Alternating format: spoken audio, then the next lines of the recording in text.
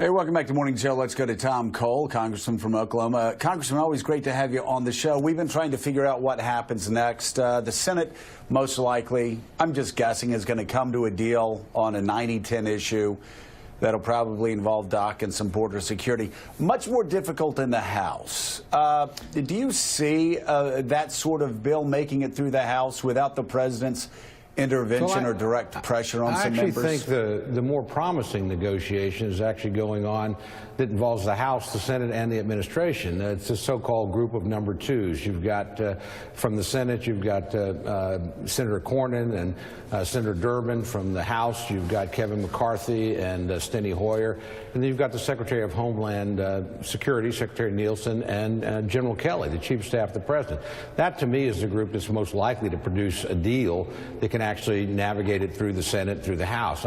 Personally, and this is probably an institutional position, but look, self-appointed groups of senators that gang up, yeah, that's fine. They can do whatever they want, but it's not likely to get through the House that way. You've got to involve all the elements in the deal from the very beginning in the negotiations. Right. So what are the, I love this, the number twos. What are the number twos thinking about? What does their plan look like? Well, I haven't seen their plan, but the principles they're negotiating on, which they agreed to in that sort of very famous televised meeting of all the leaders, were four principles. One is a DACA solution. The second is border security. The third is something on chain migration. And the fourth is the lottery system. That those ought to be the main elements of a deal. They answer all the concerns the administration has, plus get legal status for DACA kids, which everybody around the table wants to do. So that, to me, is the best way to move forward, and I'm hopeful that negotiation will produce something that pass on a bipartisan basis. And when you talk about chain migration and also the lottery, those are two areas that we can certainly expect to become more restrictive in any deal?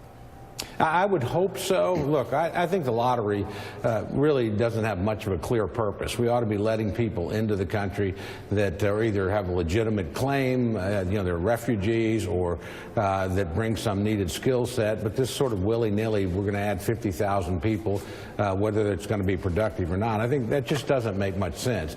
Chain migration's trickier because it's also called family reunification. But there's got to be some reasonable boundary to it. And probably the Republican position would be the nuclear family. Democrats would probably want something more expansive, but there's enough room there to come to some sort of reasonable compromise. Congressman Cole, Willie Geist, good to see you this morning. We've heard a lot of sunshine coming out of the Senate this morning. Senator Chris Coons from Democrats, Republicans alike, they said, look, we didn't get a deal on DACA as part of this continuing resolution, but we believe now the conversation has changed and that we'll have a vote on this question. Do you feel in the House bound at all by what Mitch McConnell has committed in the Senate? In other words, the Senate can do all it wants, but once it gets to you, it's an entirely different conversation. Are you prepared to have that conversation in the House? Well, I'm certainly not prepared to follow whatever the Senate decides to do. That's the way the system's supposed to work. So, look, that's an agreement inside the Senate. I respect their ability to do that, but it doesn't bind the House anyway. Frankly, even to get the date changed, which is the only difference between what we voted on Friday and what we voted on Tuesday, was, with the permission of the Speaker. So, we're just not going to be bound by that any more than they would be bound by our deliberations. They shouldn't be. So we're willing to sit down and work with them on these issues. We have a framework. We have a negotiation underway. It was underway on Friday. It was actually by all this, so we can go there. But I wish the Senate, look, we have sent 441 bills to the United States Senate. They've passed 67. We've passed all the appropriations bills in the House. We've been waiting for 140 days to sit down with the Senate to negotiate appropriations. They haven't passed a single bill. We passed a real budget. They haven't passed a real budget. So, they just need to focus on the basics, and their rule structure over there makes it very difficult. Lost in all this is the fact that there were actually 51 senators on Friday in favor of continuing the operation of the government. And they shut down, even though a majority of them wanted to keep the government running. That's something they need to look at least on appropriations. I understand you don't feel bound by what happens in the Senate, and I figured that'd be your answer. You have said, though, that Dreamers ought to get legal status in exchange for tighter border security. So can you see a deal then in the House? Yes, I can. And remember, it's just logical. You have a DACA problem because you had a porous border. So let's be compassionate and deal with people that have been here, as you say, through no fault of their own. For many cases, don't have a home to go back to. But let's fix the problem as well. Right. So I think the position's pretty there's a lot of latitude there to come up with a reasonable deal. Something, and yeah. both those are 80% issues. Giving the DACA kids legal status is 80%. So's border security. So if you can't make a deal when you've got that kind of support in the public, you're not trying very hard. Noah Rothman. Congressman Noah Rothman, Commentary Magazine. 2011, 2013, I remember hearing a lot of Democrats, both in the White House and out, describing Republican efforts to exact concessions over funding the government, the debt ceiling, raising the debt ceiling, as hostage-taking, political terrorism. I have you quoted here as saying, quote, "We are not in the business of negotiating with terrorists, whether they are political or otherwise." Do you think that's a fair comparison of your colleagues call them political terrorists? I do. You know, when you shut down the entire government over an unrelated issue, and for the record, I opposed the Republican shutdown in 2013.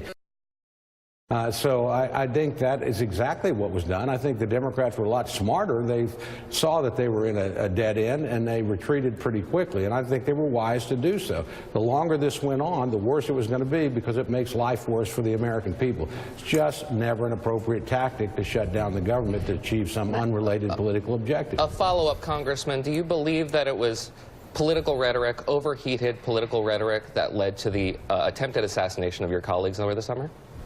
The attempted, I don't follow your question. The attack on Republicans in Alexandria, Virginia. Oh, I'm sorry. I don't know. I think we live in an extremely polarized era. That's not started in Washington. I think Washington actually reflects what's happening in the country. The red places of America are redder. The blue places are bluer. It's harder to bridge the divide. So I think we've got a deeper, cultural problem here we need to work through. But certainly overheated rhetoric doesn't help. Yeah. Back to political terrorists. Aren't Republicans in charge across the board? Who shut down the government? We would be if the Senate operated by a simple majority. Okay. But look, they've chosen to empower the minority. And they've done that on both sides. Look, but it's interesting to me, former Senator Reid has predicted the filibuster and the cloture rule will someday end. And he started that process when he lowered the threshold for presidential nominees and every judicial nominee except Supreme Court to a simple majority. And then we followed suit, doing exactly the same thing on the Supreme Court for Neil Gorsuch. So, slowly it's withering away. But that system worked in a certain period. It doesn't appear to be working very well now. Even Republicans voted against it. But let me just, since there is time now, just on DACA, to try and do this again, do you think, given what we've seen in the past weeks coming out of the White House from the president himself, do you think it perhaps might be more helpful if the president did not tweet during this time?